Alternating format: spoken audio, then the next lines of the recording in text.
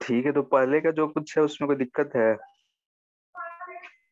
Yes so magnetic field किसी charge पे force कैसे लगाता है? फोर्स तो अभी पढ़े हैं। अभी तो सिर्फ मैग्नेटिक फील्ड कैसे होता है तो अच्छा, आवाज कट गया आपका। बोल रहे हैं। अभी मैग्नेटिक इंटरेक्शन कहाँ पढ़े हैं हम लोग? सो जो क्वेश्चन ये एससी वर्मा में 35 चैप्टर में ऑब्जेक्टिव और कुछ ये एग्जांपल से उसमें दिया हुआ। अच्छा, तो फोर्स उसमें दे रखा है, चैप्टर फोर्स वाला तो बाद में दे रखा।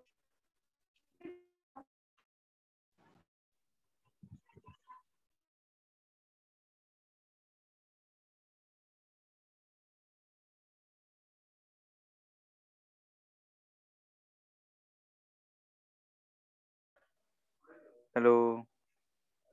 ये सब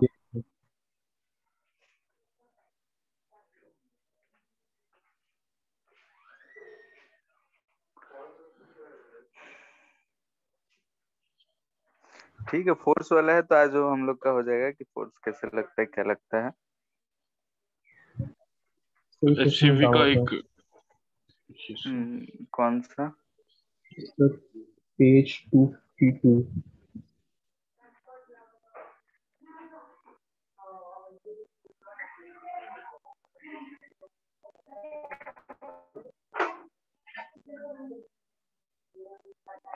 252 question question 51। Number 51।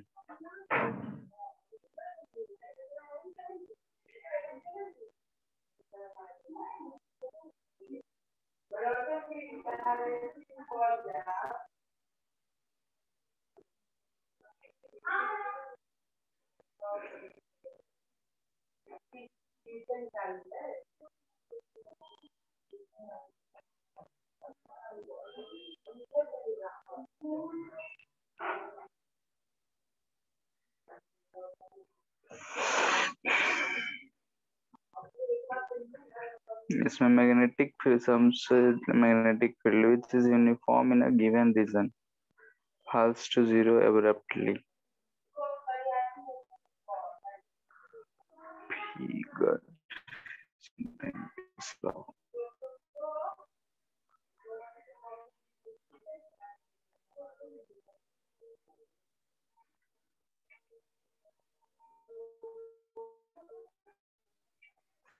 Ampere law से दिखाना होगा तो कैसे क्या करेंगे?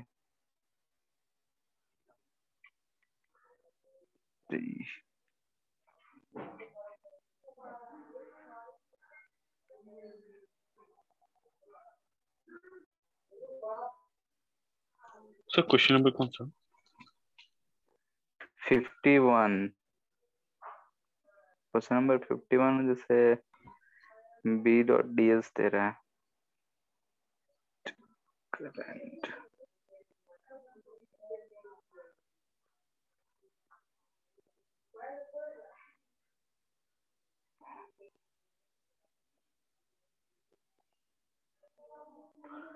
अगर बी जीरो हो रहा है टी।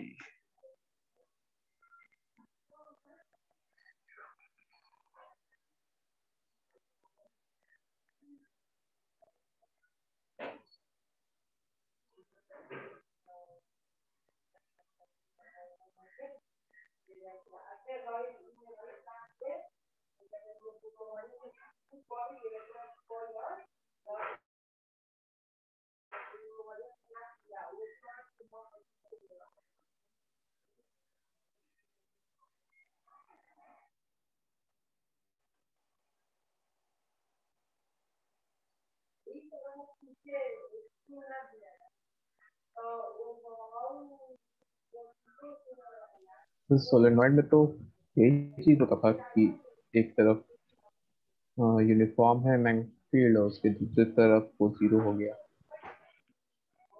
हाँ, तो एक साइड में ना जीरो, जैसे यहाँ पे बोल रहा है कि We show an idealized magnet which is uniform in a given region and falls to zero abruptly. ठीक है. One such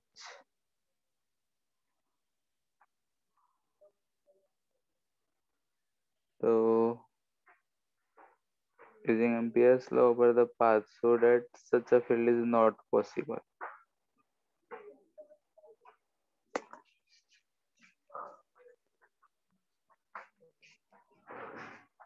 अगर हम पी क्यू आर एस को ले रहे हैं तो अगर हम लिखते हैं integral B dot D S D L equal to mu naught into आई.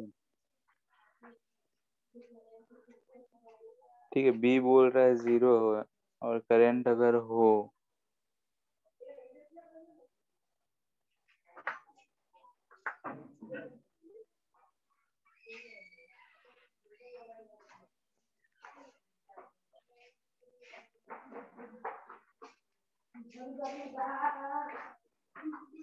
हमको कुछ ठीक से क्वेश्चन ही नहीं समझ में आ रहा है.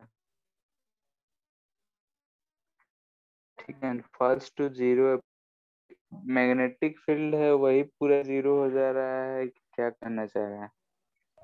तो ये कहना चाह रहा है कि जैसे बीच में पैरेलल लाइंस बनाया है तो फिर वहां पे यूनिफॉर्म मैग्नेटिक फील्ड है, लेकिन बगल में कुछ लाइंस है नहीं, तो इसका मतलब एक तरफ यूनिफॉर्म था, उसके हल्का सा उधर वो जीरो हो गया अचानक से. ये कह रहा है कि यूनिफॉर्म है और वही 0 हो जा रहा है, ऐसा नहीं ना. नहीं sir. in a given region uniform and falls to zero abruptly यानी कि वही फिर 0 हो जा रहा है.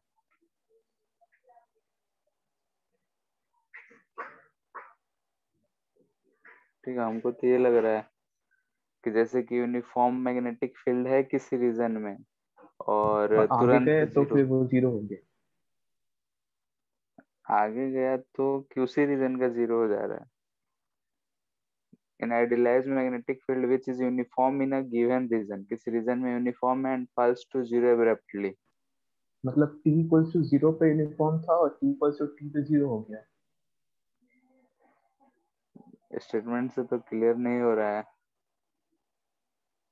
कि P पे ही यूनिफॉर्म था फिर 0 हो गया, ऐसा नहीं कर रहा है. पता नहीं सर. तो अगर वैसा होगा तो उसको हम लोग डायग्राम तो रिप्रेजेंट नहीं कर पाएंगे.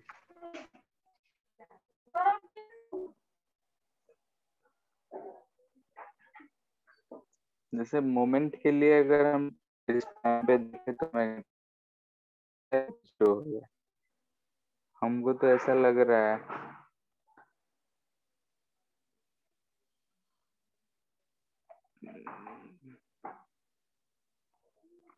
ठीक है, इसको देखते हैं. अभी हमको भी दोनों में कंफ्यूजन हो रहा है, कुछ समझ नहीं आ रहा है. ठीक है, और कोई?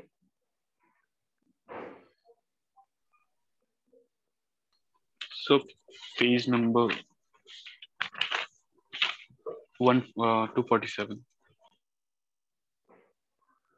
247.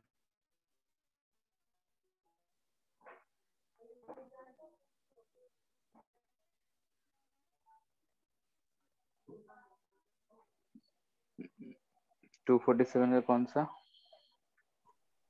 So ये 13 नंबर जो एग्जाम्पल है, तो उसमें क्या कॉन्सेप्ट लिया कि वो जो है सर जो चार्ज है वो कभी टच नहीं कर पाएगा मेटल शीट को, वो समझ नहीं आया.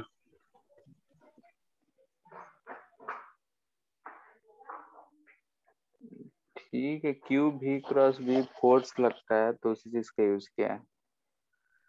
वो फोर्स ठीक है, तक का ये किस प्रिंसिपल पे ये बोला कि वो ये ऐसा नहीं होगा, वो समझ नहीं आया.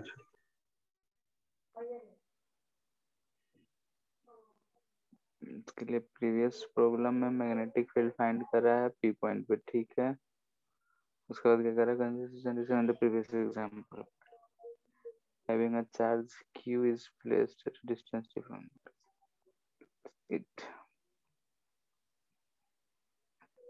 हाँ, तो इसमें क्या दिक्कत है?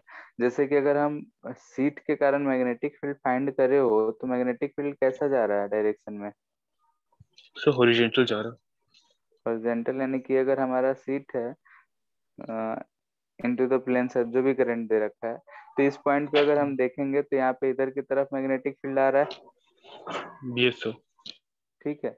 अब यहाँ से हम किसी चार्ज को बोल रहे हैं इधर किसी स्पीड v से फेंकते हैं, तो जो फोर्स लगता है वो क्यू वी क्रॉस बी लगता है। ठीक है, तो v क्रॉस बी फोर्स किधर लगेगा? सो वे आउट पे ऑफ द डिपेंड प्लेन। करेगा। क्या? ये v sir. B out of the plane, अगर पॉजिटिव चार्ज है तो आउट ऑफ द प्लेन लगेगा, ये सर। v से परपेंडिकुलर होगा और हर पॉइंट पे वो परपेंडिकुलर ही रहेगा। तो अगर इस डायरेक्शन में मैग्नेटिक फील्ड सारा है तो ये जो फोर्स लगेगा ये ऐसा कुछ सर्कुलर पाथ कंप्लीट करेगा मैग्नेटिक फील्ड में।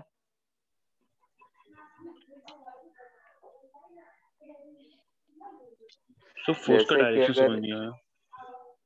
यहाँ पे मैग्नेटिक फील्ड अंदर की तरफ है, यहाँ से हमने किसी चार्ज को इधर भी वेलोसिटी से फेंका, तो v क्रॉस v फोर्स इस पे ऊपर लग रहा है। ये सर। तो ये पाथ कैसे जाएगा? ऐसे जाएगा कुछ। हर यहाँ पे भी v दिखेंगे तो यहाँ से भी फोर्स परपेंडिकुलर, यहाँ पे भी तो यहाँ भी फोर्स परपेंडिकुलर। ये सर समझ आ परपेंडिकुलर गया। फोर्स वेलोसिटी से कब लगता है? जब सर्कुलर पाथ हो। ये सर। तो ऐसा पाथ जो जा रहा है वो सर्कुलर जा रहा है इसलिए। ठीक है, तो ये लिखा है Q B B is equal to M B square by D. ठीक है, फोर्स इजकल टू ये सर। Centripetal force. सो वो जो मेटल सीट वाला मेटल सीट से जो इलेक्ट्रिक फील्ड प्रोड्यूस हो रहा है किसी पॉइंट पे, so उसका इंटीग्रेशन से कैसे निकालेंगे मैग्नेटिक फील्ड? इनफाइनाइट सीट है, हाँ। ये इनफाइनाइट सीट है मान लेते हैं इधर, इसमें चार्ज ऐसा दे रखा है। ठीक है, तो किसी भी पॉइंट P पे अगर हमें इससे परपेंडिकुलर पॉइंट है तो यहाँ पे हम लोग इनफाइनाइट लाइन ऑफ वायर ले सकते हैं। ये सर। ठीक है, जो भी पॉइंट दे रखा है मान लेते हैं कि यहाँ पे पॉइंट दे रखा है। ठीक है, इससे परपेंडिकुलर ऐसा है, तो इससे परपेंडिकुलर डिस्टेंस पे इस लाइन के कारण लिख सकते हैं। ये सर। ठीक है, अब उसे हम इंटीग्रेट कर देंगे माइनस इन्फिनिटी से प्लस सर इन्फिनिटी। कुछ और आ जा रहा है मेरा। ना चाहिए, इसी मेथड से करते हैं। ठीक है, वो कर सकते हैं या फिर यहाँ पे रिंग मान सकते हो। ठीक है, ये रिंग का सर। ये रेडियस कहाँ से कहाँ जाएगा? 0 से इन्फिनिटी।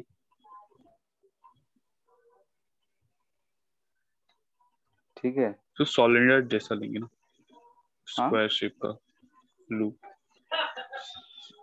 इनफाइनाइट चार्ज सीट है तो डिस्क, डिस्क बोल रहे हैं, रिंग ना लेंगे एक तो सोलनॉइड मेटल क्यों लोगे? से जो क्रॉस करते हुए जाएगा वो ना। हाँ, जैसे कि ये हमारा सीट हो गया। ठीक है, चार्ज है, इस पे एक रिंग मान लेते हैं इस पॉइंट P पे निकालना है, तो ऐसा एक रिंग मान सकते हैं। इस रिंग यस की सर। वजह से इलेक्ट्रिक फील्ड लिख लेंगे और उसे यहाँ yes sir. Yes zero sir. Radius से इन्फिनिटी तक इंटीग्रेट कर देंगे। सर ये लेमडा जो दिया हुआ है वो लेंथ वाइज दिया हुआ है, डीएल। कौन सा क्वेश्चन? जस्ट ऊपर वाला।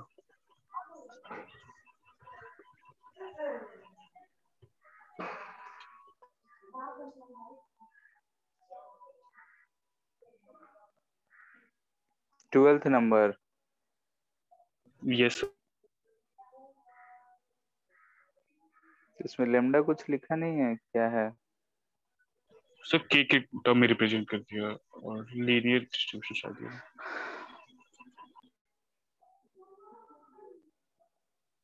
तो करंट पर यूनिट लेंथ होगा K D yes sir. L. K is constant, K D L बोल रहा है ना current, del T L yes length sir. में जो है के डी एल करंट, तो के करंट पर यूनिट लेंथ को ले रखा है। Yes sir. सर तो लूप लेंगे सर डायरेक्शन चेंज हो जाएगा ना फिर करंट का। क्या? तो ये सर्कल लेंगे तो रिंग लेके एलिमेंट ये लेंगे तो उसमें सर्कल इलेक्ट्रिक फील्ड के लिए ना पूछे, सो मैग्नेटिक। तो मैग्नेटिक फील्ड के लिए तो हम लोग को वायर लेना पड़ेगा, सर्कल लेंगे तो गड़बड़ हो जाएगा।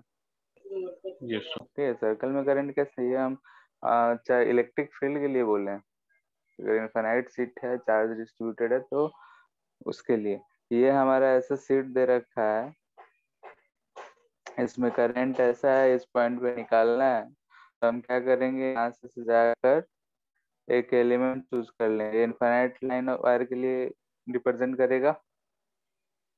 Yes sir. ठीक है, इसकी वजह से इस पॉइंट पे निकालेंगे। उसके बाद इसे मतलब अगर लेंथ दिया है तो लेंथ, नहीं तो माइनस इनफाइनाइट से प्लस इनफाइनाइट, यानी एंगल के टर्म में रखोगे क्या हो जाएगा, ये अगर एंगल लेंगे तो -90 थीटा और से डी थीटा। +90। ठीक यस है, सर। जैसे लिमिट बोल रहे हैं,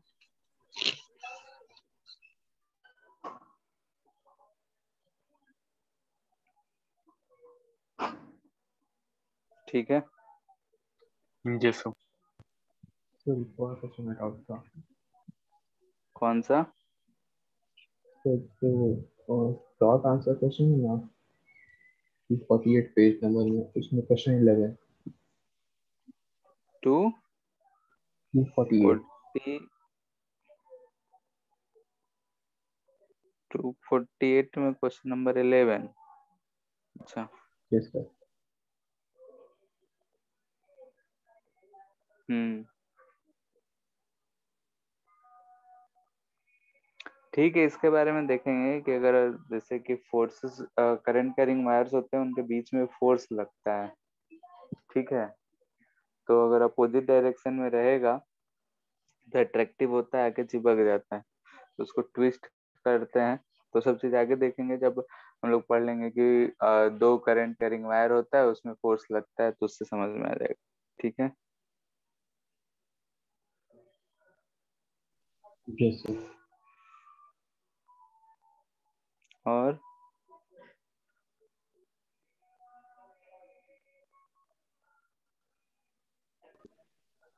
बस। ठीक है फिर, ठीक सर है, तो तो हम लोग देखते हैं। इलेक्ट्रॉन बीम और प्रोटॉन। हाँ, इलेक्ट्रॉन बीम प्रोटॉन बीम से क्या?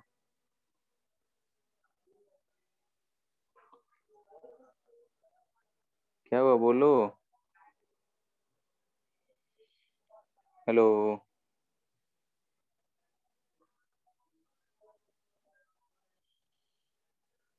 हेलो। डिस्कनेक्ट हो गया। अच्छा।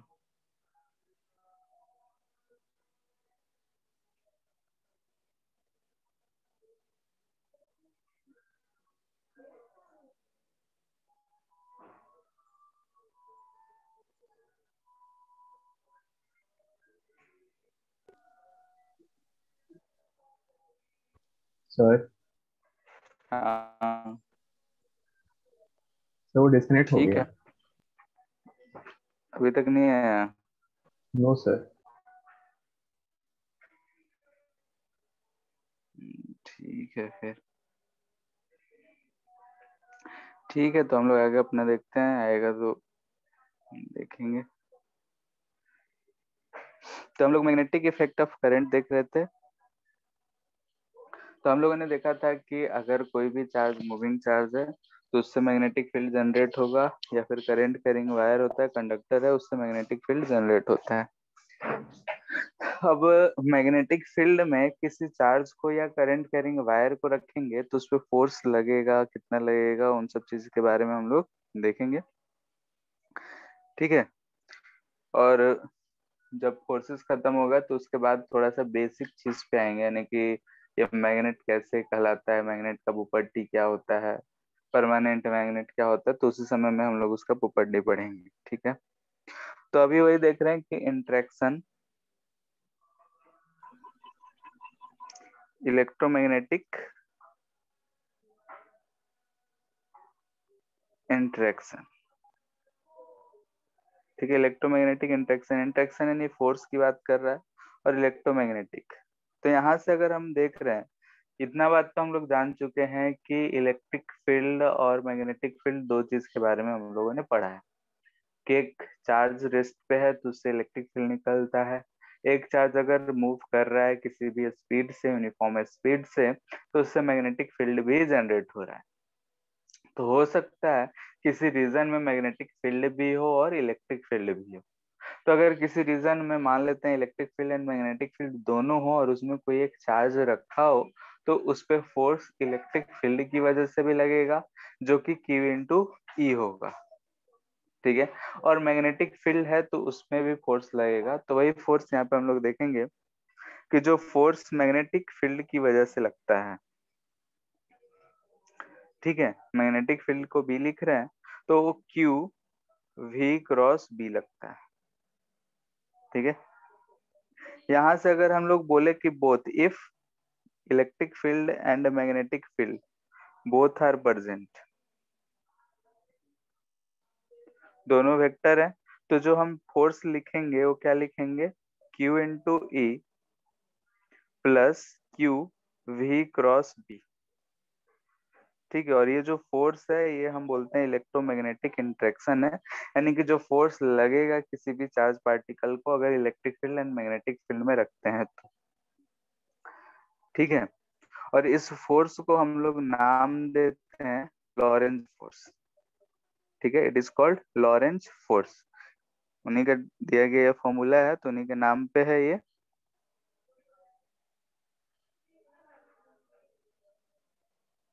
फोर्स इक्वेशन, इसमें दो टर्म्स दिख रहा है, ये और ये।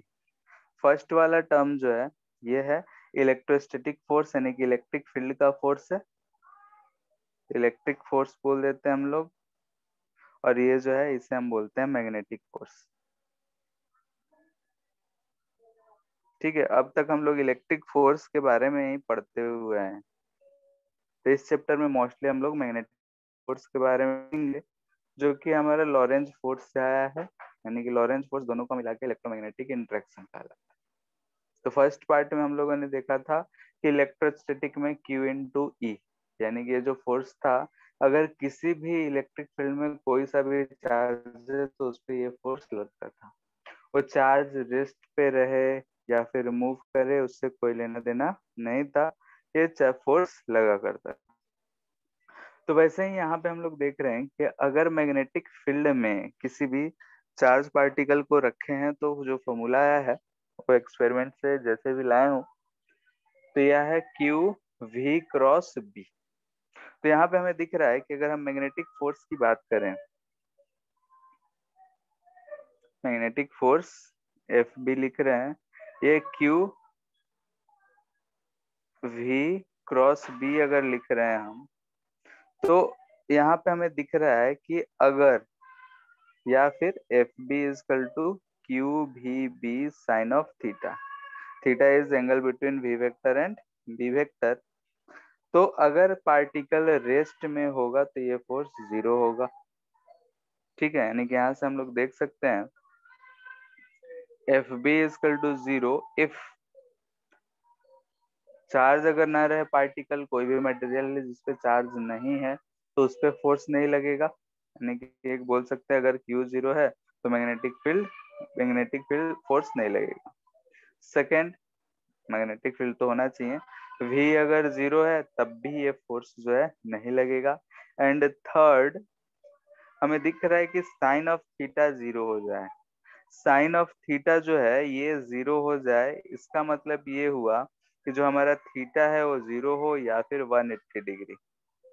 इसका मतलब क्या है कि जो हमारा वेलोसिटी वेक्टर है it is parallel to magnetic field vector होना चाहिए, या फिर velocity vector is anti parallel to magnetic field. यानी कि अगर हम मैग्नेटिक फील्ड की डायरेक्शन में या उसका अपोजिट डायरेक्शन में किसी भी पार्टिकल को किसी भी स्पीड से फेंक देंगे, स्पीड होगा तब भी फोर्स जीरो लगेगा। क्लियर है इतना? सेकेंड पॉइंट दिख रहा है कि this force is perpendicular to V vector and B vector। यानी कि velocity vector and magnetic field दोनों से ही ये परपेंडिकुलर है। ठीक है,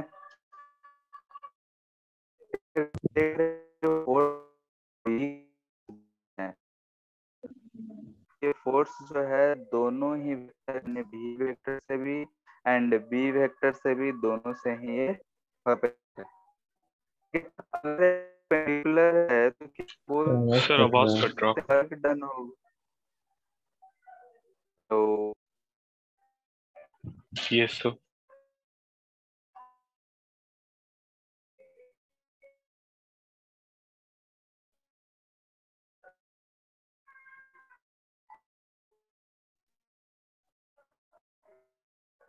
तो यस सर। आ रहा है आवाज? Yes sir.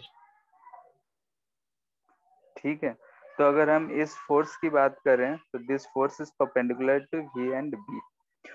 तो अगर हम इस मैग्नेटिक फोर्स से वर्क डन की बात करेंगे तो क्या होगा? 0। बाय दिस फोर्स 0 होगा, क्योंकि ये परपेंडिकुलर टू वेलोसिटी वेक्टर है, यानी कि जिधर पार्टिकल मूव कर रहा है उससे परपेंडिकुलर ही लग रहा होगा।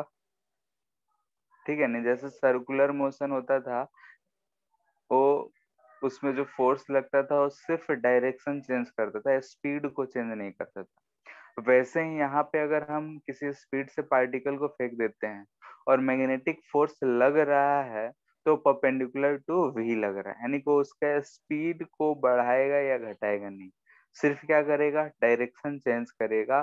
तो सिर्फ अगर डायरेक्शन चेंज कर रहा है यानी कि work done by this force जो होगा वो 0 होगा, क्योंकि परपेंडिकुलर टू डिस्प्लेसमेंट लग रहा है। क्लियर है?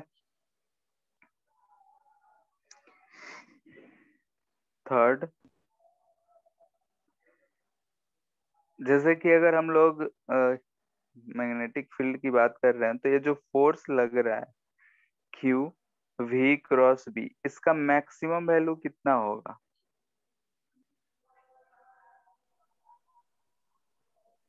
QV। इफ साइन थीटा जो है मैक्सिमम हो यानी कि 1 हो, यानी कि थीटा को क्या हो, 90 डिग्री। थीटा 90 डिग्री यानी कि कब, जब भी जो है परपेंडिकुलर टू बी हो, यानी कि वेलोसिटी वेक्टर क्या हो, परपेंडिकुलर टू मैग्नेटिक फील्ड हो, उस समय जो ये फोर्स है वो मैक्सिमम लगेगा। और वो मैक्सिमम का वैल्यू कितना होगा?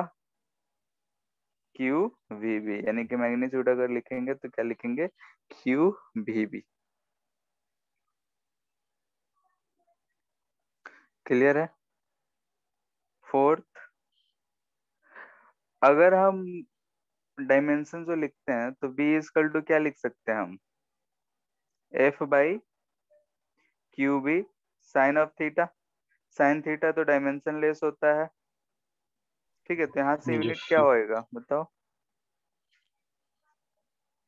न्यूटन कूलम मीटर पर सेकंड लिख सकते हैं। कूलम पर सेकंड को एम्पियर लिख सकते हैं, तो इसे न्यूटन पर एम्पियर मीटर लिख सकते हैं।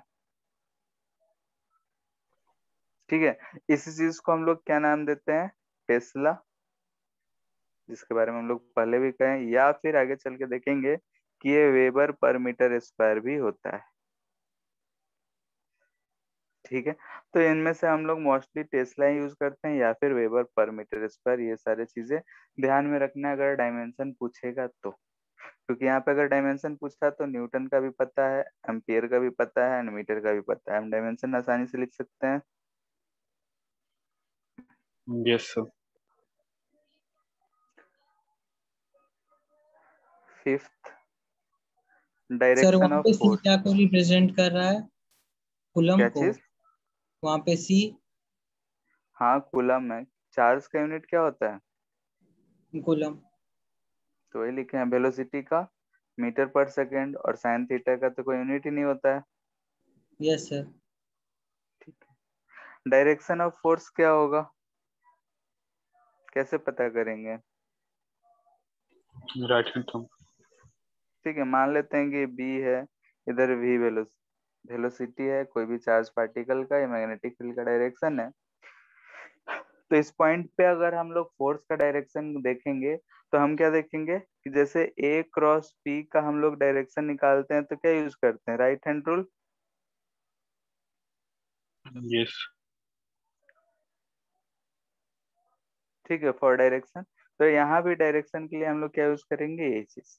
तो इसमें क्या होता है कि जो पहला वेक्टर है उसके तरफ हाथ रखेंगे, दूसरे की तरफ कर्ल करेंगे।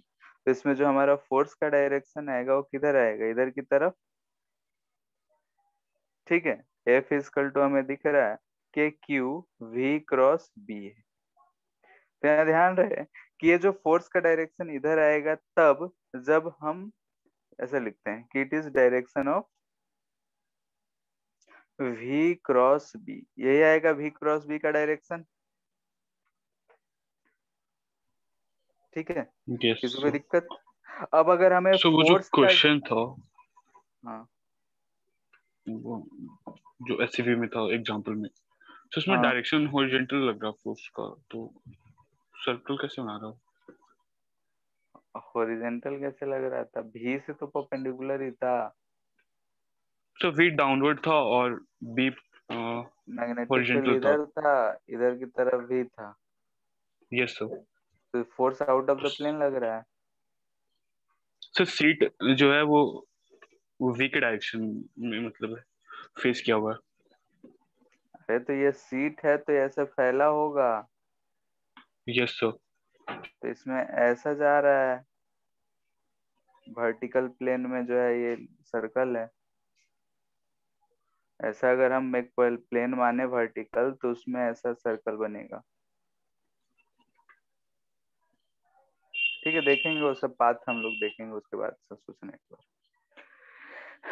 ठीक है, तो यहाँ पे अभी देखो, तो वी बी है तो V cross B, direction of V cross B आ रहा है। तो डायरेक्शन ऑफ फोर्स जो है क्या होगा, फोर्स की अगर हम बात करते हैं तो ये जो होगा, अगर इफ Q इज पॉजिटिव, अगर चार्ज पॉजिटिव है तो in the direction of V cross B होगा। ठीक है, अगर चार्ज पॉजिटिव है तो जिधर दिखाए हैं उधर ही होगा, लेकिन अगर चार्ज निगेटिव हो तो क्या होगा, डायरेक्शन चेंज हो जाएगा। Yes, B cross B. ठीक है, V क्रॉस B के अपोजिट, यानी हम V क्रॉस B को ही ध्यान में रखेंगे। चार्ज को देख लेंगे, पॉजिटिव है तो सेम डायरेक्शन, निगेटिव है तो अपोजिट डायरेक्शन। ठीक है, तो यहाँ पे जब भी यस। फोर्स का डायरेक्शन देखना हो तो चार्ज का मैग्नीट्यूड क्या है उसे भी कंसिडर करना है। इलेक्ट्रॉन बोलेगा, इलेक्ट्रॉन बीम बोल सकता है, तो इलेक्ट्रॉन यानी कि इलेक्ट्रॉन मूव कर रहे हैं तो इलेक्ट्रॉन पे चार्ज कैसा होगा, निगेटिव। तो हम भी क्रॉस बी से डायरेक्शन तो निकाल लेंगे, तो मन में ये भी ध्यान रखना है कि इलेक्ट्रॉन कह रहा है चार्ज निगेटिव होगा, यानी कि जिधर हमारा डायरेक्शन है उसका अपोजिट डायरेक्शन में लग रहा होगा।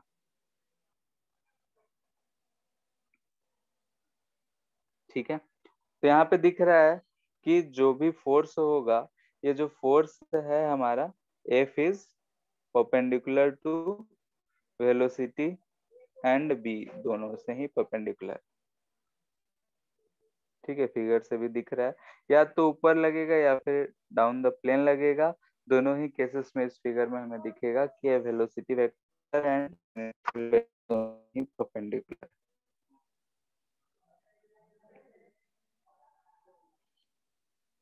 ठीक है, तो यहाँ से अगर ये चीज दिख रहा है तो हम यहाँ से बोल सकते हैं कि कंपोनेंट ऑफ फोर्स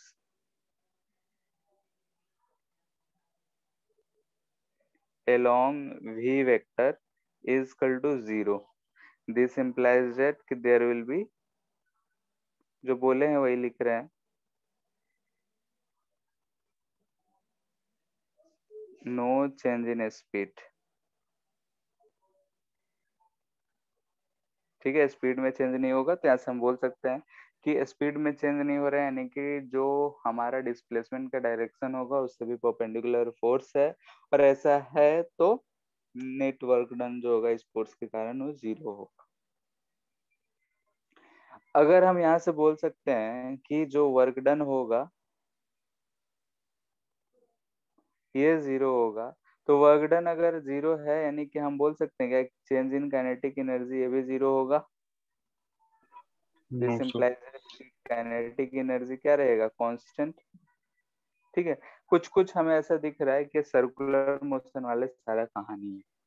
आगे चल के हम देखेंगे भी कि जो पाथ फॉलो करेगा वो सर्कुलर मोशन ही फ्लो करेगा अगर हम परपेंडिकुलर टू मैग्नेटिक फील्ड किसी भी पार्टिकल को फेंकते हैं तो।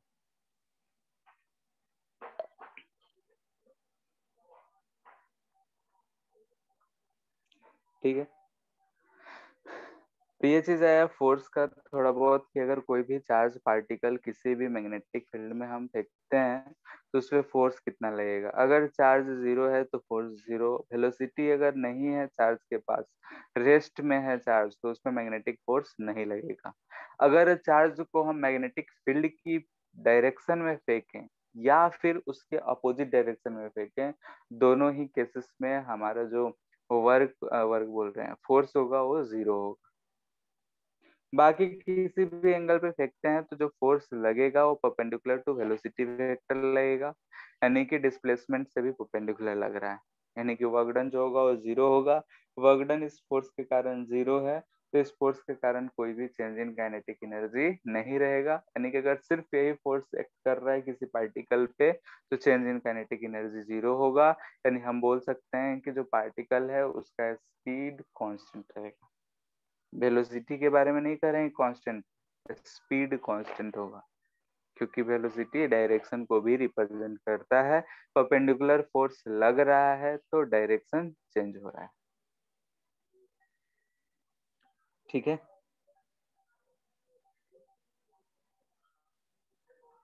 एक क्वेश्चन देते हैं यस सिंपल सर। सा।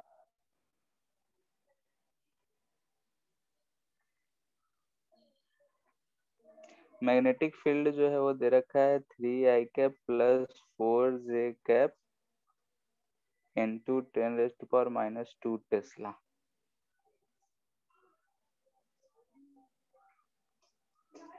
कह रहा है कि for any charge particle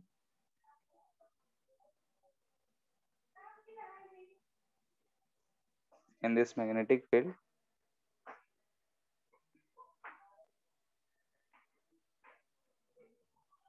acceleration जो है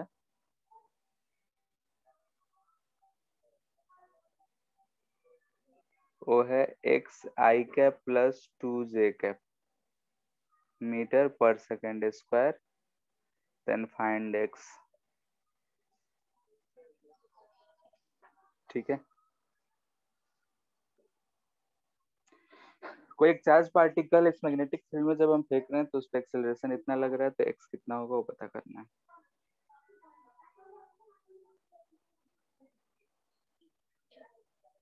ये हो जाए -8/3। बाकी लोग का आ गया।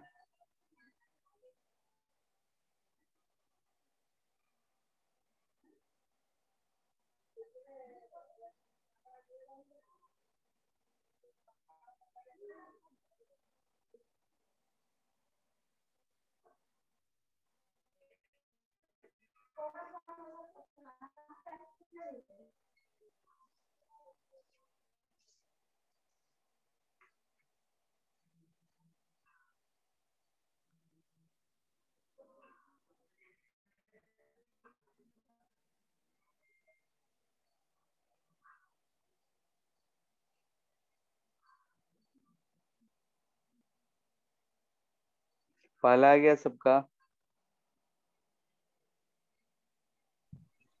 सर एक मिनट।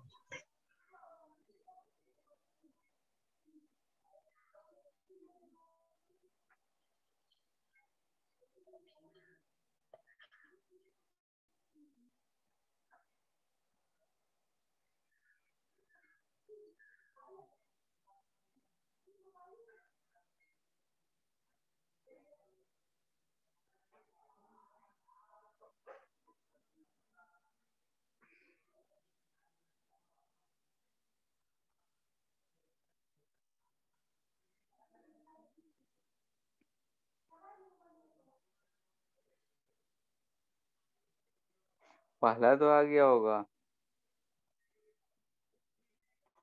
पहला में क्या कर रहे हो?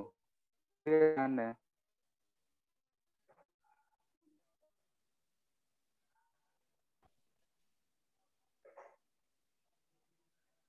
सो थोड़ा राइट का पार्ट दिखाइए ना।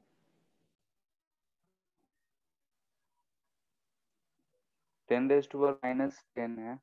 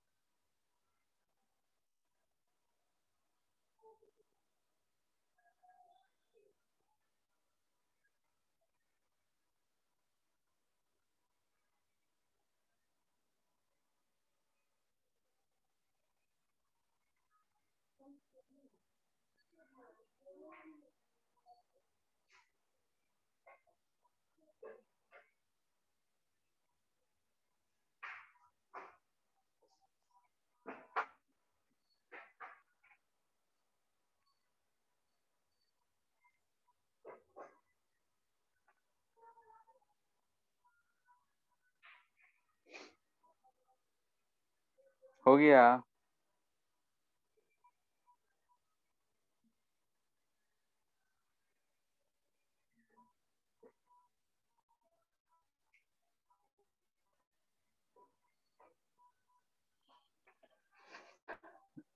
हेलो। फर्स्ट वाले में क्या करेंगे? देखो ध्यान से कि हमें मैग्नेटिक फील्ड दे रखा है, एक्सेलरेशन दे रखा है। तो हम जानते हैं कि since force is perpendicular to magnetic field आता है, यानी कि क्या एक्सेलरेशन भी परपेंडिकुलर टू मैग्नेटिक फील्ड होगा? हेलो, आवाज आ रहा है? Yes sir. ठीक है। कह रहा है कि फोर्स जो है मैग्नेटिक फील्ड से परपेंडिकुलर है तो एक्सेलरेशन भी होगा। और दो वेक्टर जब आपस में परपेंडिकुलर होता है तो उसका डॉट प्रोडक्ट क्या होता है? 0। जीरो होगा। यानी कि A B cos of 90 degree लिखेंगे, जो जीरो आएगा। तो बस डॉट प्रोडक्ट जीरो कर देना है। तो यहाँ से क्या मिलेगा? दिस इंप्लाइज दैट कि 3x+8 इक्वल टू 0, यानी कि x इक्वल टू -8/3। जितना सा करना है। सेकेंड सेकेंड तो और आसान है, वेक्टर वेक्टर है, यहाँ तो इस चैप्टर से कोई लेना ही देना नहीं है। सिर्फ 25 into -3i cap plus 4j cap नहीं डिस्कस सकते। ठीक है।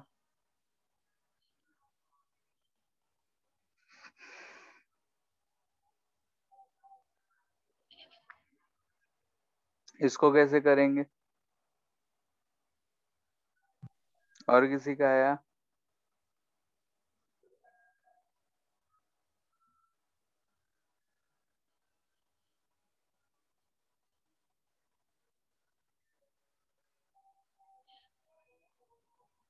मैग्नेटिक फील्ड दे रखा है 4 × 10⁻³ फोर्स है 4i cap plus 3j cap into 10⁻10 Newton. Velocity vector हम मान लेते हैं कितना है? vx_i cap plus vz_j cap y cap.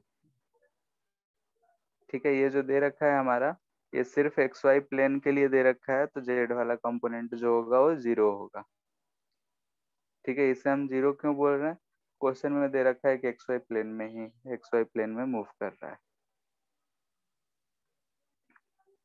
ठीक है, तो जो फोर्स होता है वो क्यू वी क्रॉस बी होता है। तो यहाँ से लिख के पता कर लो कितना आएगा।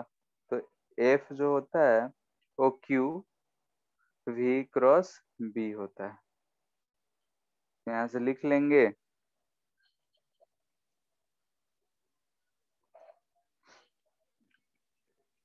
और सॉल्व कर लेंगे।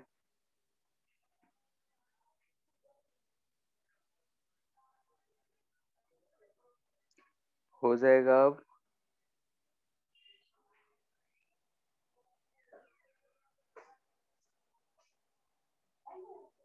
बोलो।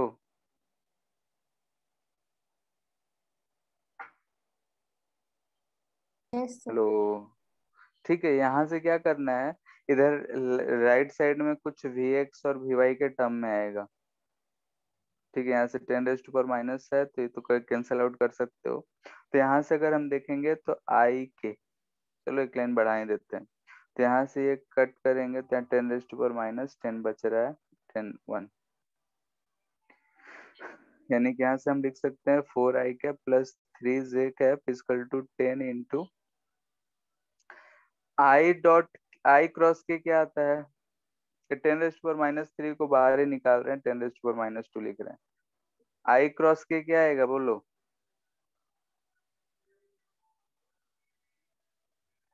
-j। आई क्रॉस के क्या आएगा, -j। ये पता है ना, ऐसा अगर नहीं कुछ समझ में आया तो आई जे के लिख लेना होता है। अगर एंटी क्लॉकवाइज है तो पॉजिटिव, क्लॉकवाइज मिले तो निगेटिव, तो आई के मिल रहा है तो जे निगेटिव में आएगा। फिर प्लस वी वाई यानी कि 4 VY,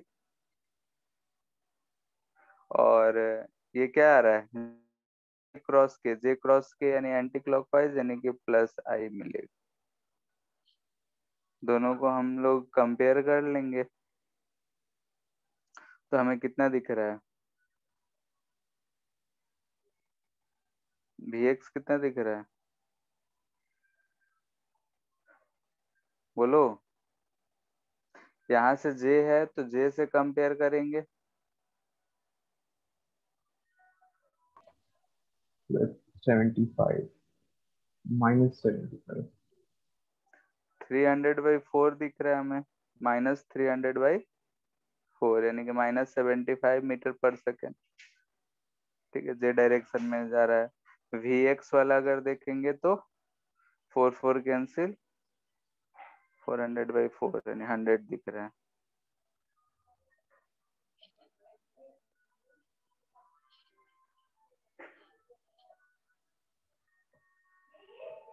ये आ रहा है।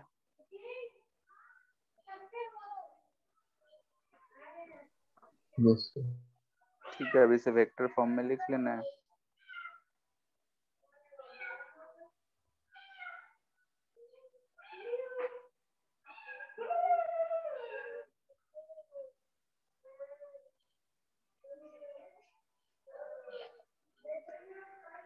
In uniform magnetic field.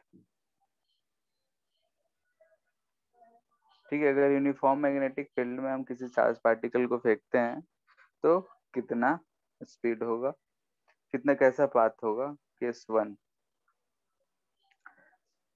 हम ले रहे हैं कि थीटा अगर हम यानी कि angle between velocity vector and magnetic field vector 0 या फिर 180 डिग्री लें। ठीक है, यानी कहने का मतलब है कि अगर मान लेते हैं कि यूनिफॉर्म मैग्नेटिक फील्ड को रिप्रेजेंट कर रहा है, तो अगर हम किसी भी चार्ज पार्टिकल को हम इधर की तरफ भी से फेंकें या फिर किसी चार्ज को इधर की तरफ, हम पॉजिटिव ही जब तक कहेंगे नहीं तब तक पॉजिटिव चार्ज ही लेना है। तो इस केस में जो फोर्स होगा वो क्या होगा बताओ। भी या तो दिख रहा है कि परपेंडिकुलर टू बी है या फिर दिख रहा है कि V is anti parallel to B है, या तो पैरेलल है या फिर एंटी पैरेलल है। इस केस में फोर्स जो है 0 लग रहा है। फोर्स 0 यानी कि जिस स्पीड से पार्टिकल को फेंके होंगे उसी स्पीड से चलता रहेगा, यानी कि मैग्नेटिक फोर्स जो है 0 है और कोई फोर्सेस को हम यहाँ कंसिडर कर नहीं रहे हैं। यानी कि यहाँ से हम बोल सकते हैं कि एक्सेलरेशन जो होगा वो 0 होगा, यानी कि स्पीड जो होगा, स्पीड या वेलोसिटी हम बोल सकते हैं कि कांस्टेंट होगा।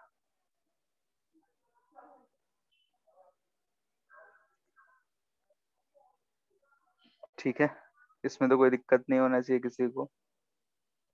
केस 2, ठीक है। केस 2 है कि अगर हम एंगल जो है थीटा इजकल टू 90 डिग्री है, 90 डिग्री यानी कि जो वेलोसिटी वेक्टर है is perpendicular to magnetic field vector. Magnetic field से अगर हम परपेंडिकुलरली फेंकते हैं तो क्या होगा। तो हम मान लेते हैं कि यहाँ पे मैग्नेटिक फील्ड है जो कि इनटू द प्लेन है।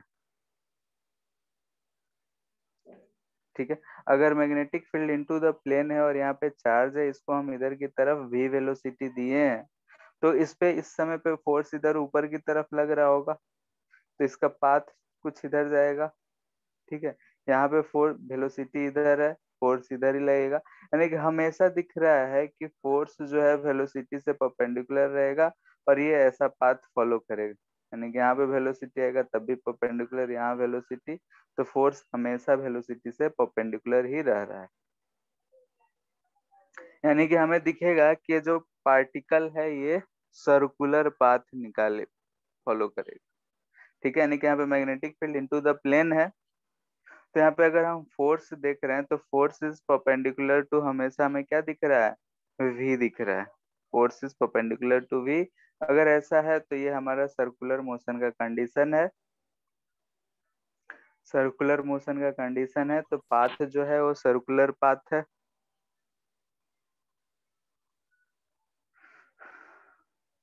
ठीक है, सर्कुलर पाथ है तो जो भी कहानी होगा हम लोग यहाँ पे कर सकते। अब चूंकि यहाँ पे हम बोल सकते हैं सर्कुलर पाथ है, तो जो फोर्स मैग्नेटिक लग रहा है वो सेंट्रीपिटल के बराबर होगा। होगा, यानी कि हम बोल सकते हैं कि 90 डिग्री है तो क्यू वी भी जो होगा वो सेंट्रीपिटल फोर्स, अगर चार्ज का मास m है तो mv² जो भी रेडियस फॉर्म कर रहा है उसके बराबर होगा। तो यहाँ से जो अगर हमसे रेडियस कोई पूछ ले तो हम आराम से बता सकते हैं कि ये mv/qb हो।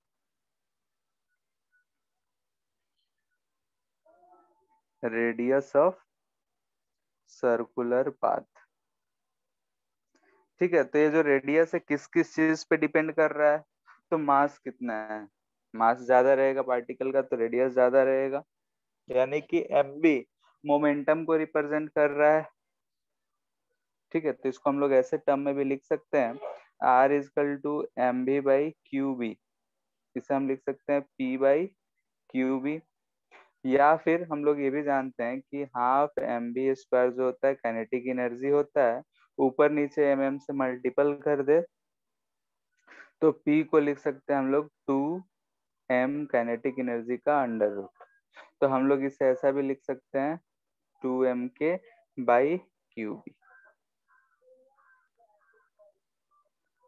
ठीक है, यहाँ पे अगर हम k की बात कर रहे हैं तो k जो है, p जो है वो मोमेंटम है और k जो है वो काइनेटिक एनर्जी है। सर थोड़ा ऊपर कीजिए ना, और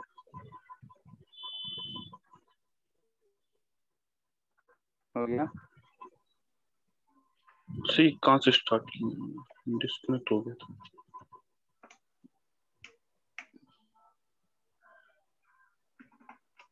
कौन सा पाथ पर चार्ज पार्टिकल कहाँ से डिस्कनेक्ट हुआ है, सर थोड़ा और ऊपर। ये क्वेश्चन सॉल्व किए थे। ये लास्ट क्वेश्चन। हाँ, यस सर।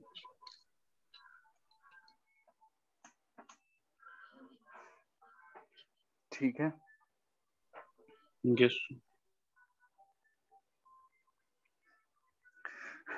तो यहाँ तक आए थे कि अगर हम लोग देख रहे हैं कि किसी भी मैग्नेटिक फील्ड में अगर कोई भी चार्ज है उसे परपेंडिकुलर टू मैग्नेटिक फील्ड फेंकते हैं तो जो पार्टिकल है उसका पाथ जो होगा वो क्या होगा, सर्कुलर होगा। अगर सर्कुलर है तो सर्कल में जो कुछ पड़े हैं हम लोग यहाँ पे अप्लाई कर सकते हैं, यानी कि जो सेंट्रीपिटल फोर्स है वो, सर फिर से एक्सप्लेन कर दीजिए थोड़ा।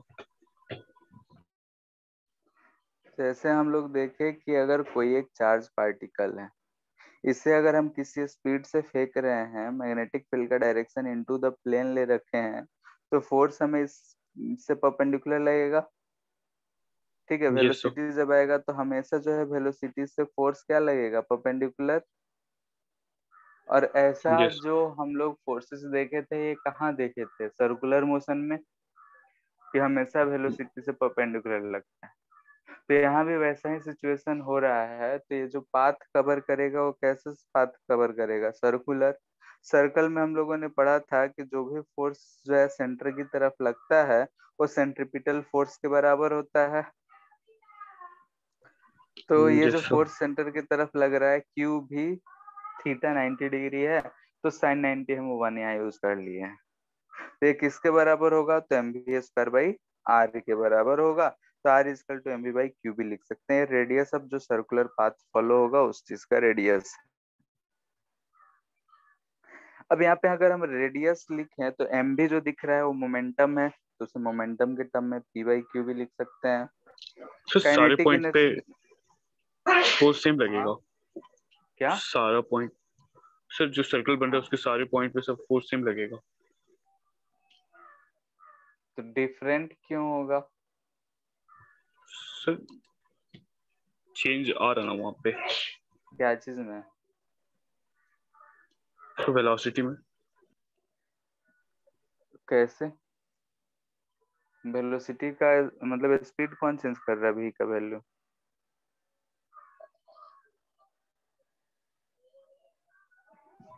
तो बोलो। डायरेक्शन। तो डायरेक्शन से तो साइन थीटा है ना, और v जो है इनटू द प्लेन है, डायरेक्शन चेंज हो रहा है, तो मैग्नेटिक फील्ड और वेलोसिटी तो हमेशा 90 डिग्री पे रह रहा है। फोर्स को किस किस यस चीज सर। से मतलब है, क्यू भी बी और थीटा, साइन थीटा। थीटा किसके किसके, बी और बी के बीच में, ये चारों में से कोई चेंज हो रहा है राइट सर। तो फोर्स क्यों चेंज होगा? ठीक है, वेलोसिटी किधर भी जाए, पार्टिकल किधर भी मूव करे, वेलोसिटी जो है हमेशा मैग्नेटिक फील्ड से क्या है, परपेंडिकुलर ही रह रहा है। तो जो फोर्स लगेगा वो क्या लगेगा, क्यू भी बी साइन थीटा। तो चार्ज हमेशा सेम है, वेलोसिटी डायरेक्शन चेंज हो रहा है लेकिन v का वैल्यू तो चेंज नहीं हो रहा है, उसका मैग्नीट्यूड यहाँ सर अगर एक हम डायरेक्शन में देखो। फोर्स लग रहा है, हाँ, सो उस डायरेक्शन में भी कुछ वेलोसिटी एक्वायर करेगा ना बॉडी? किस डायरेक्शन में, जिधर फोर्स लग रहा है? हम्म, सो हाँ। अच्छा, एक रस्सी से हम लोग एक बॉल को बांध के यहाँ से हम गोल गोल घुमा रहे हैं, कैस क्या होता है इसमें?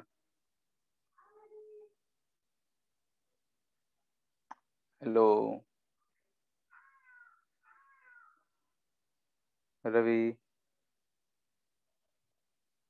फिर डिस्कनेक्ट हो गया क्या? हेलो, आवाज आ रहा है सर अरविंद? आपका आवाज आ रहा है। नहीं, वही फिर से डिस्कनेक्ट हो गया। मेरा कट गया था। अच्छा, बोल रहे हैं कि एक रस्सी से एक पत्थर को हम बांध ले और इसे से गोल गोल सब बोल रहे घुमाते थे हैं। जिस डायरेक्शन में फोर्स लग रहा है। वही चीज हम भी बता रहे हैं, एक रस्सी से हम एक पत्थर को बांध के गोल गोल घुमा रहे हैं, ठीक है। तो ये पत्थर पे ये रस्सी जो है यस इधर की तरफ टेंशन लगाता है, तो ये यस पत्थर सर। इधर आता है, नहीं इसका इधर की तरफ वेलोसिटी जो होता हो उसका स्पीड चेंज होता है। नहीं वही चीज केस यहाँ भी है। ये जाना चाह रहा था बाहर, ये जो टेंशन है उसका सिर्फ डायरेक्शन चेंज कर रहा है, ठीक है। Yes sir. तो ये फोर्स जो है डायरेक्शन चेंज कर रहा है, सिर्फ वेलोसिटी उधर की तरफ प्रोवाइड नहीं कर रहा है, ठीक है। Yes sir.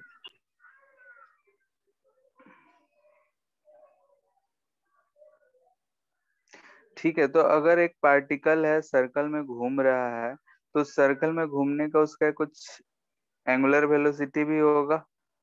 एंगुलर वेलोसिटी या वेलोसिटी हम लिनियर वेलोसिटी जो भी ले रखे हैं वो भी ले सकते हैं, ओमेगा के टर्म में भी लिख सकते हैं, ठीक है।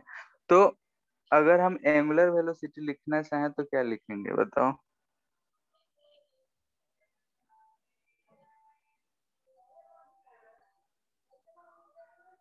Sir ready v by r। Charge omega equal to क्या लेते हैं, वी बाई आर। और ठीक है, अगर हम वी बाई आर ऊपर से ले तो क्या दिख रहा है हमें, Q B by Q M. B by M.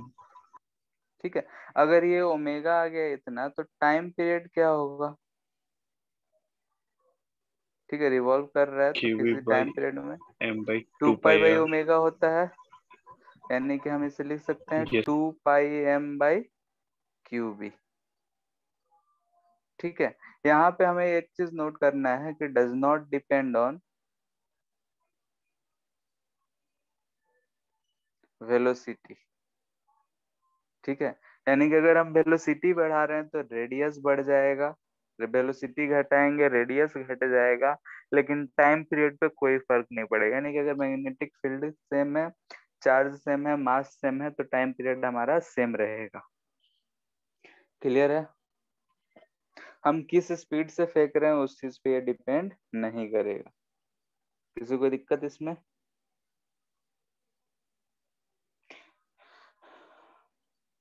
Frequency अगर लिखना चाहे तो 1/t होता है, तो फ्रीक्वेंसी अगर लिखेंगे तो QB/2πm होगा, ये भी इसी कैटेगरी में आता है।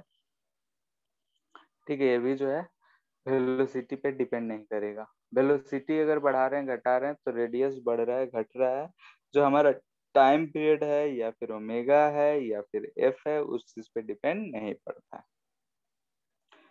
किसी को कोई दिक्कत है यहाँ पे? No sir.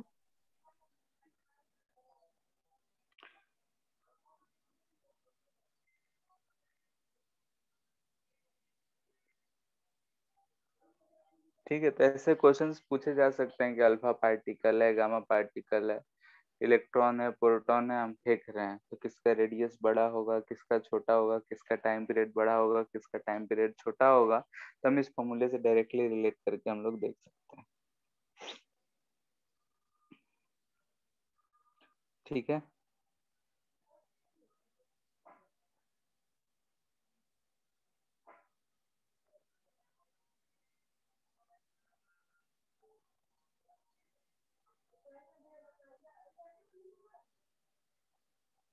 ठीक है, अगर मान लेते हैं कि थीटा बोल रहा है कि 0 डिग्री, 90 डिग्री या फिर 180 डिग्री इससे अलग हो, तो इस केस में क्या होगा?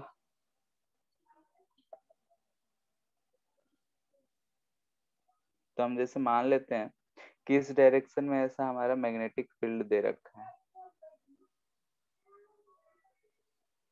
हम किसी एक पार्टिकल है क्यू एम मास का है, हम इसे किसी डायरेक्शन में इधर की तरफ भी से फेंक रहे हैं जो कि एंगल थीटा पे है। ठीक है, तो इसमें क्या इफेक्ट होगा बता सकते हो?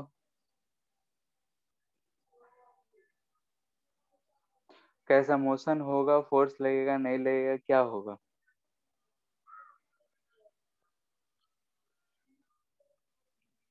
Hello, yes sir. इसके इसके दो कंपोनेंट्स होंगे, एक ये पैरेलल कंपोनेंट जिसे हम बोल रहे हैं भी कॉस थीटा, इस वेलोसिटी का परपेंडिकुलर कंपोनेंट होगा जो कि है भी साइन थीटा। ठीक है, तो इसमें जो है दो वेलोसिटी के कंपोनेंट्स आ रहे हैं, एक भी parallel to magnetic field and एक परपेंडिकुलर टू मैग्नेटिक फील्ड। जो अगर हम बोलें कि मैग्नेटिक फोर्स जो हम लिखते हैं एफ एम, यानी कि मैग्नेटिक फोर्स बोल रहे हैं तो क्यू भी बी साइन ऑफ थीटा, यानी कि यही चीज लिखा हुआ है Q B into V sine theta.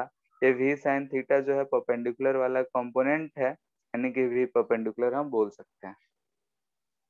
यानी कि जो मैग्नेटिक फोर्स में हिस्सा ले रहा है वेलोसिटी का पार्ट, तो सिर्फ परपेंडिकुलर कंपोनेंट ऑफ वेलोसिटी ले रहा है। यानी कि इस पैरेलल वाले के कारण जो मैग्नेटिक फोर्स होगा वो कोई फोर्स नहीं लग रहा होगा, यानी कि हम पैरेलल डायरेक्शन में देखेंगे कि ये फोर्स, ये वेलोसिटी जो है एक कांस्टेंट उतने ही स्पीड से चलता रहेगा, लेकिन ये परपेंडिकुलर वाले के कारण एक मैग्नेटिक फोर्स लगेगा जिसकी वजह से ये सर्कुलर पाथ करेगा। दिख रहा है? यानी कि यहाँ से हम बोल रहे हैं कि magnetic force is only due to perpendicular component of velocity. ठीक है, मैग्नेटिक फील्ड से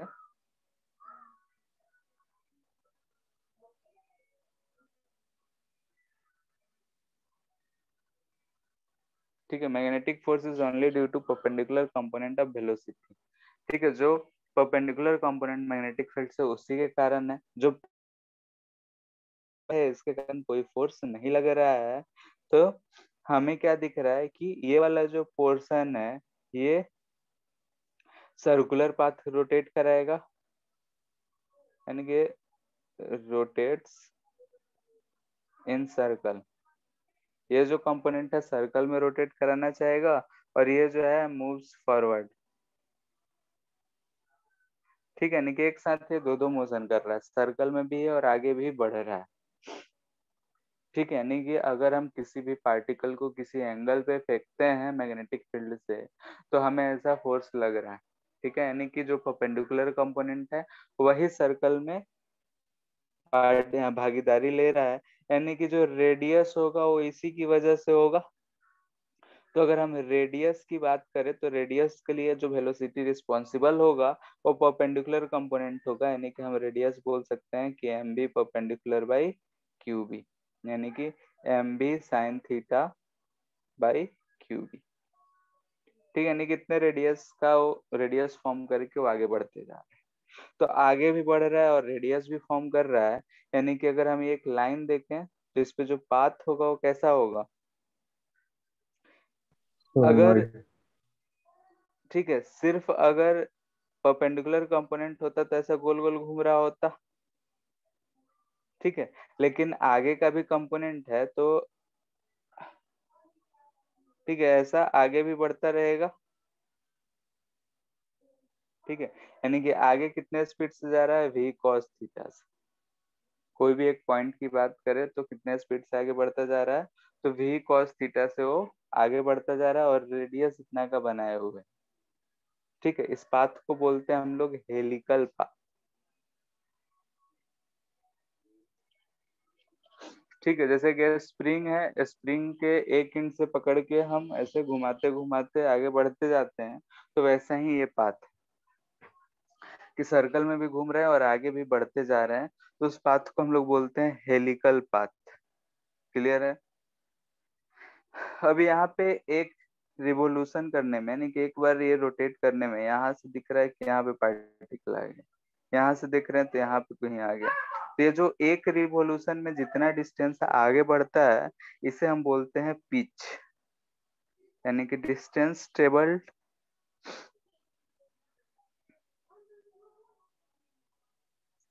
due to parallel component in one revolution is called pitch.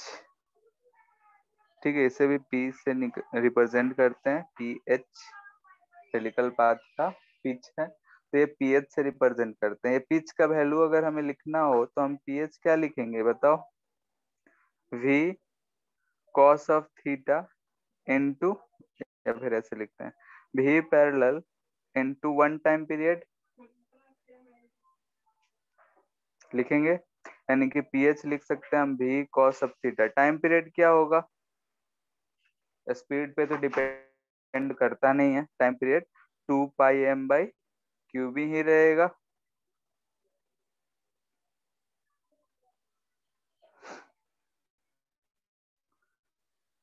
Clear है इतना।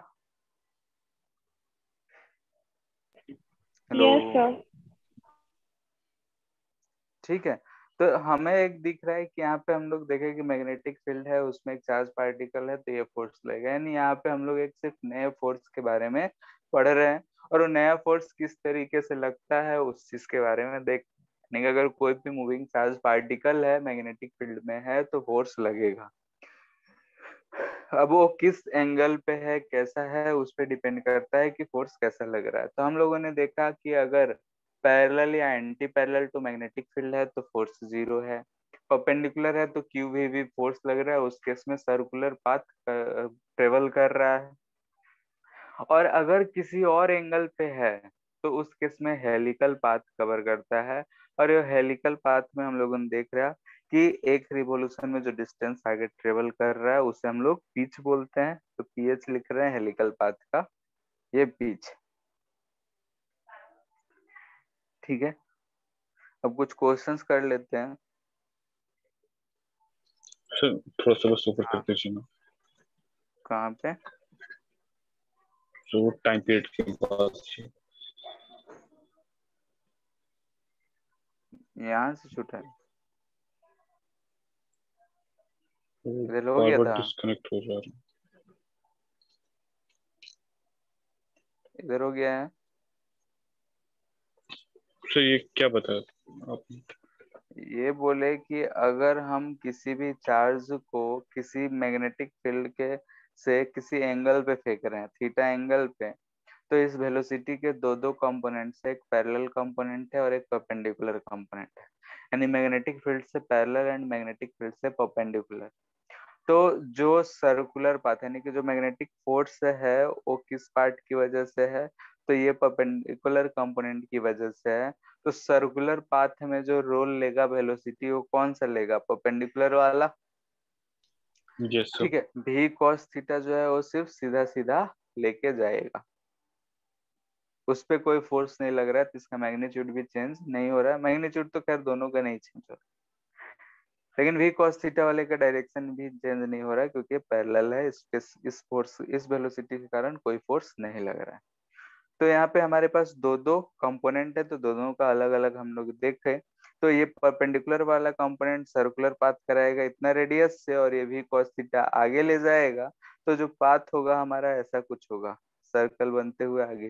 यानी कि स्प्रिंग जो होता है हमारा, उस पे अगर हम एक पॉइंट को पकड़े और ऐसे गोल गोल घूमते हुए जाएं तो देखें कि हम आगे भी बढ़ते जा रहे हैं।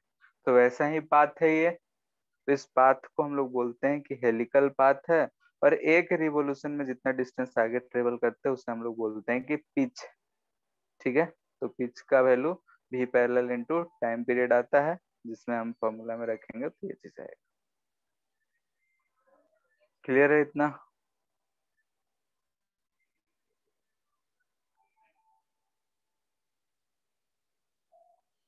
दो पार्टिकल्स है एक्स एंड वाई। ठीक है, दो पार्टिकल्स है एक्स एंड वाई, दोनों का चार्ज बोल रहा है same charge and same kinetic energy.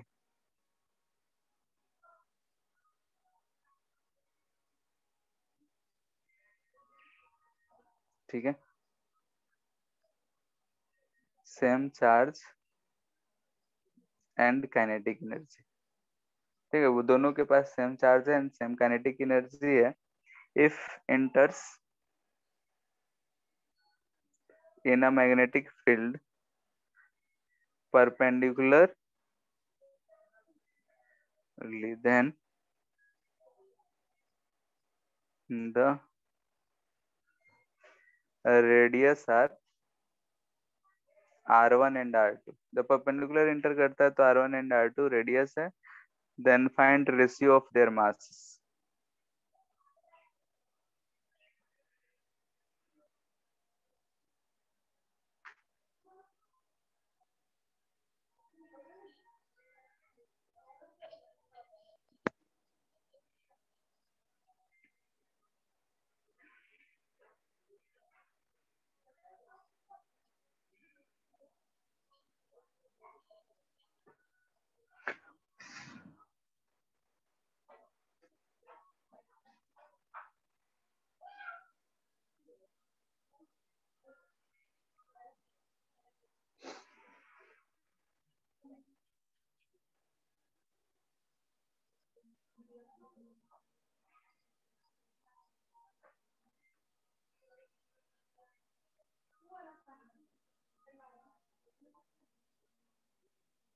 हो गया?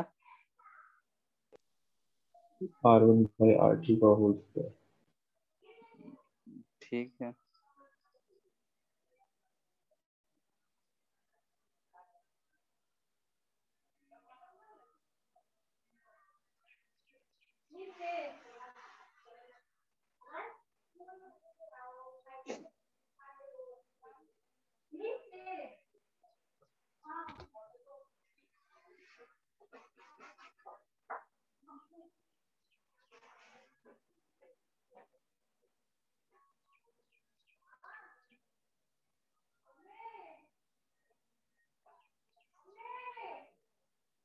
आ गया सबका?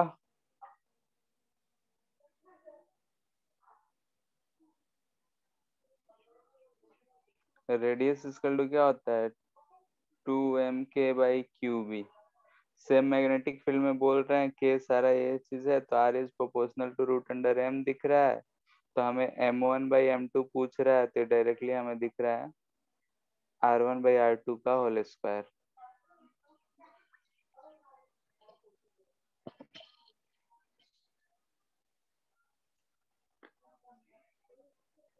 इसमें दे रखा है, कुछ फिगर दे दिया है, उसमें से पाथ डिसाइड करना है। ठीक है, if projected with same velocity, ऐसा हमें मैग्नेटिक फील्ड दे रखा है, इनटू द प्लेन है, यूनिफॉर्म मैग्नेटिक फील्ड है।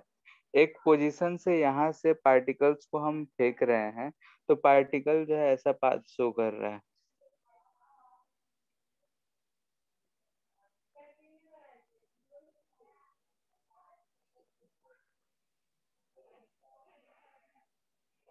ठीक है, ये ABCD, तो कौन सा पाथ किसको रिप्रेजेंट करना है ये चीज बताना है। ठीक है, 4 पार्टिकल को हम फेंके हैं, neutron, proton, electron and alpha particle.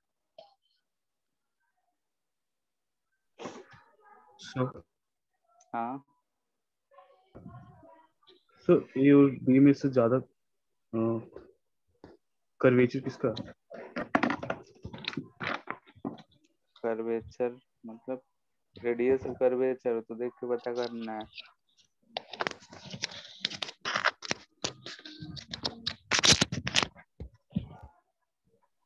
Sir फिर से बोलिए। वो तो देख के तुमको पता चलना चाहिए, सोचो।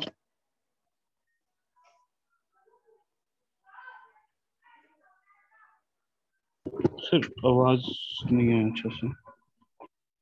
बोल रहे हैं कि रेडियस ऑफ कर्वेचर तो देख के पता चलना चाहिए ना, किसका रेडियस यस ज्यादा होगा। सर, सी अल्फा पार्टिकल और see alpha particle.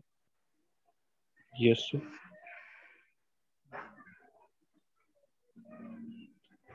Alpha particle 4, ऐसा सी जो है सीधा सीधा जा रहा है। ठीक है, सीधा जा रहा है, अच्छा यानी तो कि इसका फोर्स क्या है? ए होगा तब alpha particle.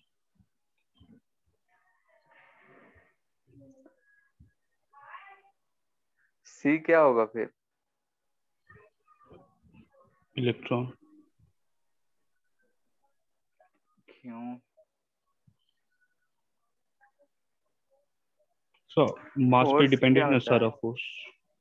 Q we cross भी होते हैं, हमारे से कोई लेना देना ही नहीं है। ठीक है, फर्स्ट वाले केस में जो है सारे में दिख रहा है कि हमें यहाँ पे परपेंडिकुलर है, तो हम क्यू भी बोल सकते हैं।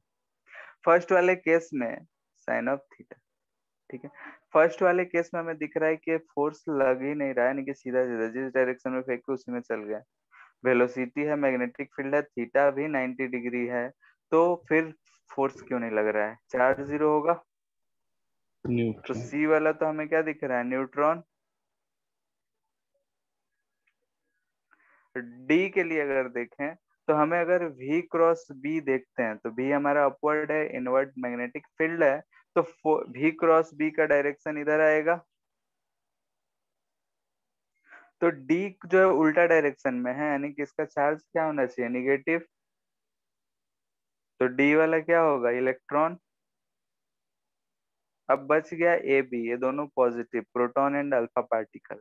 तो प्रोटॉन एंड अल्फा पार्टिकल तो दोनों का रेडियस में हम देख रहे हैं, तो radius of A is less than radius of B दिख रहा है, यहीं पे आएगा, इधर जाएगा।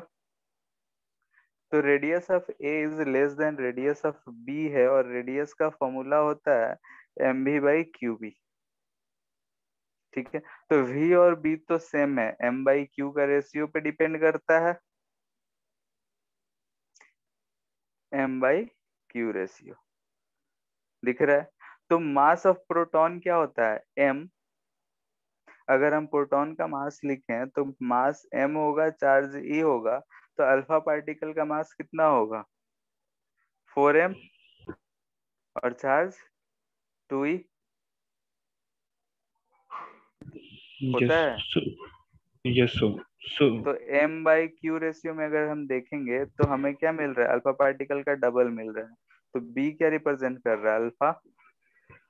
सो पॉजिटिव और चार्ज a है क्या ना, रिप्रेजेंट? टू हाँ, टू ही तो ये पॉजिटिव दोनों तो चार्ज है। पॉजिटिव ही है। ये निगेटिव है और ये न्यूट्रल। सर बी का रेडियस छोटा, कर्वेचर से बताएंगे ना वो, किससे? Radius of curvature. हाँ, तो a और b का क्या होगा? ये ऐसे जा रहा है तो इधर ही आके गिरेगा, ये ऊपर जा रहा है ऐसे जाएगा। ए और डी यस का रेडियस ही नहीं इक्वल है। हाँ, ए और डी का रेडियस ही नहीं इक्वल है। रेडियस तो m/q रेशियो से पता चलेगा ना। से ए और डी का अच्छा, a और d का इक्वल होगा।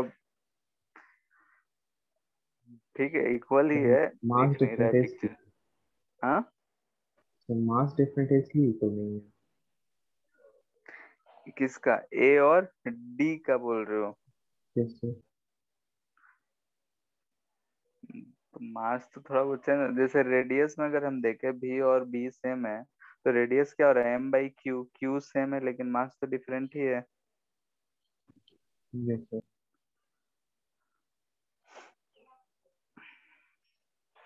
और a और b की बात कर रहे हैं तो रेडियस किसका ज्यादा होगा? फोर्स इक्वल टू क्यू भी होता है। जिसका क्यू ज्यादा होगा उसका रेडियस ज्यादा होगा। mv² लिखेंगे? नहीं, उल्टा हो जाएगा क्या? So R is equal to M V by Q B. mv/qb m/q से रिलेट करके देख चेक करना पड़ेगा किसका ज्यादा होगा m/q से। Alpha particle. तो b का ज्यादा दिख रहा है पास में, तो वही देखते हैं।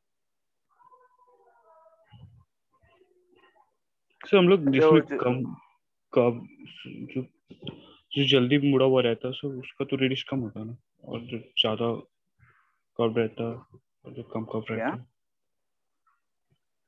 तो कहने का मतलब है जब हम लोग कर्व सरफेस कर्व एक लाइन लेते हैं उसमें जो ज्यादा कर्व रहता है उसका रेडियस कम होता है ना। ठीक है, अगर बुक में दिया रहेगा तो कुछ बढ़िया से बना के दिया रहेगा, हम ऐसे ही रफली बनाए हैं। ठीक है। Yes sir. जो क्वेश्चन नंबर 51 था एक बार देखते हैं।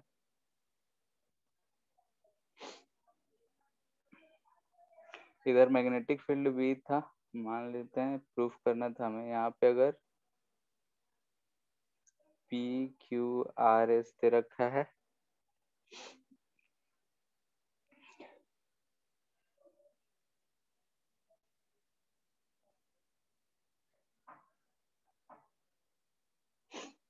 ठीक है। चूंकि यहाँ पे कोई करंट नहीं है तो ये 0 होना चाहिए।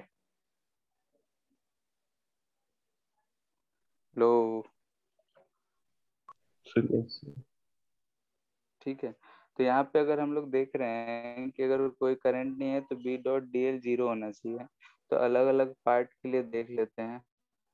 Integral PQ plus QR plus RS plus P 0। Q से P अगर देखते हैं मैग्नेटिक फील्ड के अलग, तो परपेंडिकुलर है 0।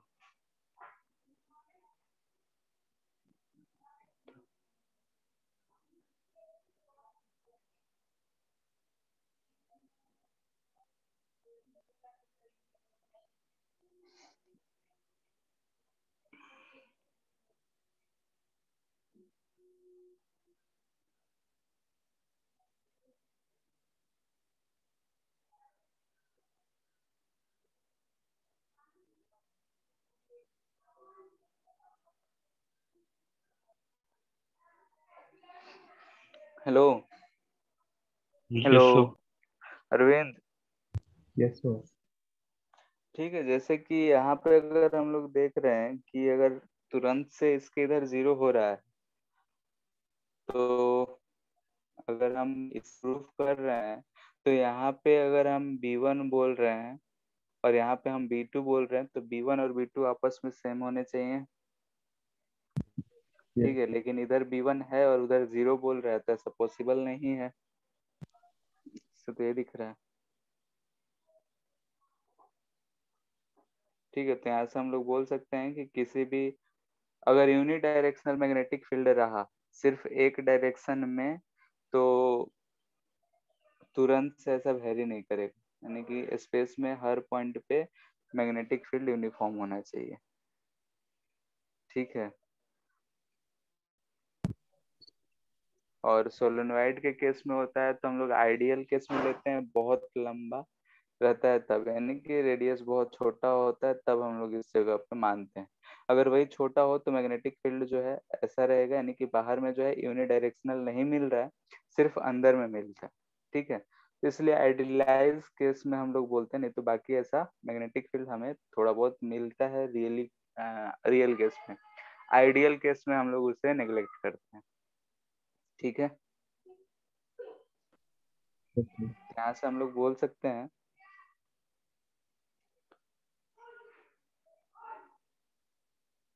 if magnetic field is unidirectional,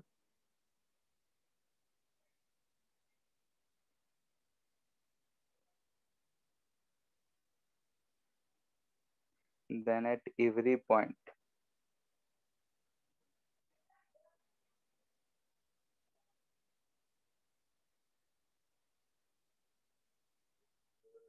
uniform in magnetic magnitude also। ठीक है, तो सर फिर अगर से सिर्फ एक्सप्लेन कीजिए ना। हाँ वही बोल रहे हैं कि जैसे कि अगर हम लोग देखें कि तुरंत से हो रहा है तो वैलिड नहीं है। हम लोग एम्पियर्स लॉ से प्रूव भी कर रहे हैं कि अगर ऐसा होता तो मैग्नेटिक फील्ड दोनों जगह पे इक्वल होना चाहिए था, लेकिन इक्वल नहीं है। तुरंत से बोल रहा है कि घट जा रहा है या बढ़ जा रहा है, जो भी हो। तो यहाँ से हम उस चीज को तो प्रूव कर दिए कि जो हम लोग बोल रहे हैं वो गलत है। तो इससे ये निष्कर्ष निकलता है कि अगर हम किसी भी स्पेस में मैग्नेटिक फील्ड की बात कर रहे हैं और वो मैग्नेटिक फील्ड यूनी डायरेक्शनल है, यूनी डायरेक्शनल मतलब कि सिर्फ एक डायरेक्शन में है, तो अगर एक डायरेक्शन में है तो उसे हर पॉइंट पे इक्वल होना पड़ेगा। ठीक है, अगर हम बोले कि सिर्फ एक डायरेक्शन में है और अलग अलग मैग्नीट्यूड का भी है, तो भी गलत है।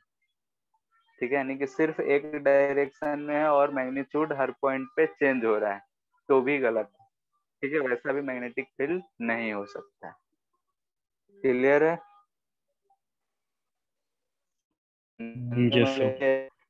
मैग्नेटिक फील्ड है, ऐसा वेरी कर रहा है, मतलब कि इधर इधर अगर जा रहे हैं तो मैग्नेटिक फील्ड घट रहा है या बढ़ रहा है, ऐसा भी पॉसिबल नहीं। अगर यहाँ का मैग्नेटिक फील्ड बोल रहे हैं, यहाँ का अगर डायरेक्शन डायरेक्शनल दे रखा है, यानी कि सिर्फ एक ही डायरेक्शन में लग रहा है, तो दोनों पॉइंट का मैग्नीट्यूड क्या होना चाहिए? सेम होना चाहिए। ठीक है,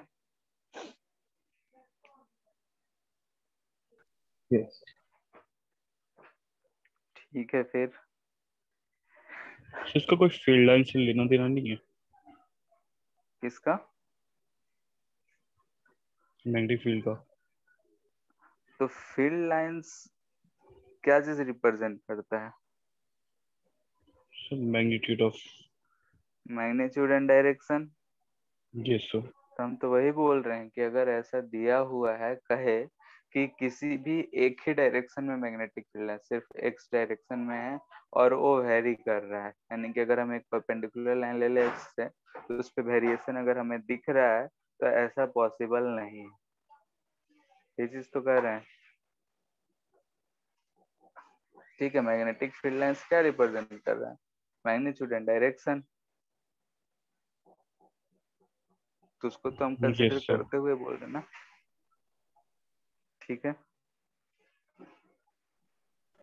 थैंक यू सर। पीडीएफ भेज दीजिएगा सर। ठीक है। Thank you sir. Thank thank you. You.